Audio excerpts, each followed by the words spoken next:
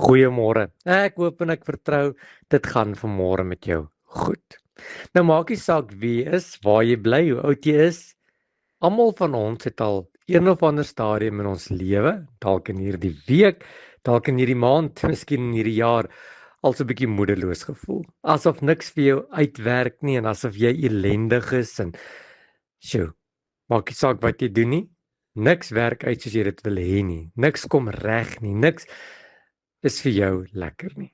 Ja, ons is bekommerd oor finansies, bekommerd oor ons familie, bekommerd oor die petrolprys en elektrisiteit en die kosrekeninge.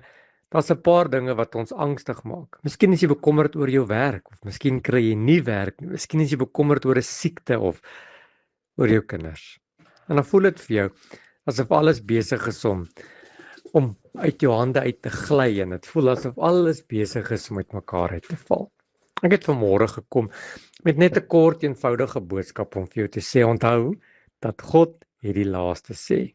Die Bybel sê so mooi in Jesaja 46 vers 9. Hy sê ek is God en daar is geen ander God nie. Ek verkondig die einde van die begin af. Dis net die Here wat bepaal wat met jou kan gebeur.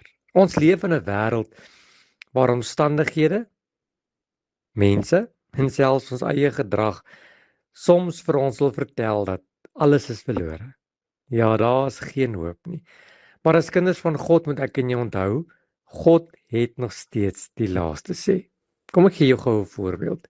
Toe die Israeliete voor die Rooi See gestaan het, het dit gelyk asof daar geen uitweg is nie. Asof dit die einde is, asof hulle in die moeilikheid is. Die vyand was agter hulle en die see was voor hulle. Wat sy ou spreekwoord? Between the devil and a deep blue sea. Tog het God 'n pad gemaak waar daar geen pad was nie. Wat vir die mens onmoontlik gelyk het, was vir God maklik. En God het die laaste sê gehad. Miskien staar jy vandag 'n uitdaging in die gesig. En jy ken jou uitdaging. Jy ken jou probleme. Jy weet waarmee jy geworstel en wat jy moet hanteer. Moenie dat die laaste woord vrees, twyfel in jou lewe wees nie. Maar dat God se beloftes die groter sê sal hê. Hy is steeds op die troon. Hy werk alles ten goeie mee vir die wat hom liefhet, sê die Bybel.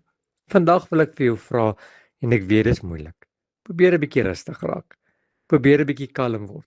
Sit jou bekommernisse in die hand van die Here en sê Here, dankie dat ek weet U sal voorsien. Want Here, U het nog steeds die laaste sê.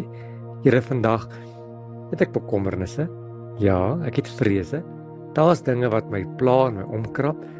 Maar Here, dankie dat ek weet ek is nie alleen nie. U is vandag met my, by my, saam met my, die rots van al die eeue. Amen.